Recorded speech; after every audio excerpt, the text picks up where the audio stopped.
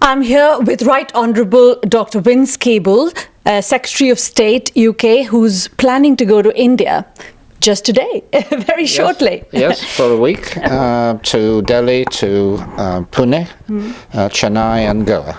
So, fantastic. and this is, I've been going to India since the mid-60s, and it must be about my 20th visit, but it's my 5th, I think, as Secretary of State, and I'm trying to build on the very good commercial investment trade relationships that we've got. Okay. What is on your agenda and who all are you meeting? Well, I'm meeting some important people in your new government, Mr. Jaitley, for example, the Finance Minister, but mostly I'll be dealing with businesses in India and with universities. We're trying to build up our connections there. So I'm taking a group of British businesses with me in advanced manufacturing and also in education, particularly the university sector. So the objectives are to encourage, say, two-way flow of investment. We've got a leading Indian company called Aaj Tak, which is going to be investing in the British supply chain for the car industry, a new factory at Kidderminster with 500 jobs, building on the kind of links we have with Tata through Jaguar Land Rover.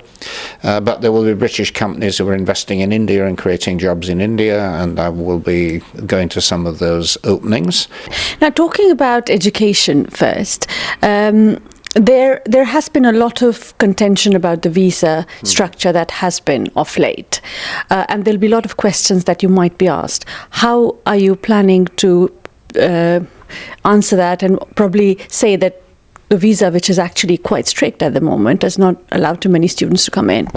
Well, there is a problem. I don't think we should overstate the problem, but there is an issue, and it's been an issue pretty much since this government came in. When I went with David Cameron in 2010, I was asked a lot of questions about this. I think there are two separate issues. One of the practicalities of visas, and it is true that the requirements, for example, for students who want to work here subsequently have become somewhat more difficult. And the reason why that was done was to stop abuse of the visa system. I would personally like it to be more open, actually, but you know, we are where we are.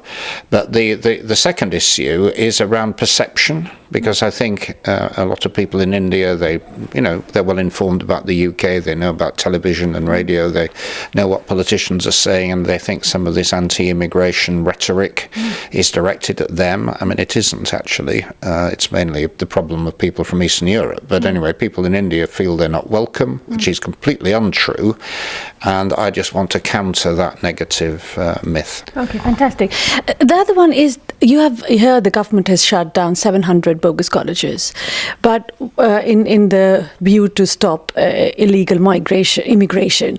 But I have been talking to a lot of students, doing a lot of programs. These students have been sandwiched between the government policy and the college, while the colleges and the universities are not returning their fees and they are stranded. How can this be addressed? Because this is clearly something which is a loophole which is being made use of by the people. Well, I do worry about that, and we've tried to make sure that where a university has been in trouble, and we've had this with a big university in London, we try to make sure that if any tough action against the college doesn't affect the students, and we've negotiated in the case of that university in London that the students are shielded. But some of these colleges are not high quality, and they probably should not have been operating, and the Home Office has effectively had to close some of them down, and I feel sorry for the students, and maybe they should have been a bit more careful in checking this out before they came, because most of the problems are in the college area rather than in the university area. No, there's Glendower University that shut down, and lots of students have yet not been refunded their fee, and they have been taught. But also the colleges are highly trusted colleges on the UKBA website. And what else would a student do? It's a license given by the government. Yes, well, I mean, this is something we now have to work through with those institutions. If they have a moral or legal obligation, then they've got to honour it. Thank you very much. Thank you.